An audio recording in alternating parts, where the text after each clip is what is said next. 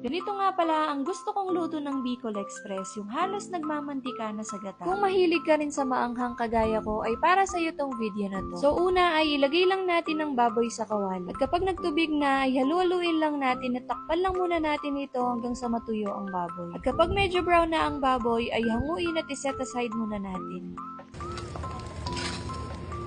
Pagkatapos ay maglagay na tayo dito ng bawang at sibuyas at ilagay na rin natin ang karne. Igisa lang natin itong mabuti at maglagay na rin tayo dito ng black pepper at bagoong.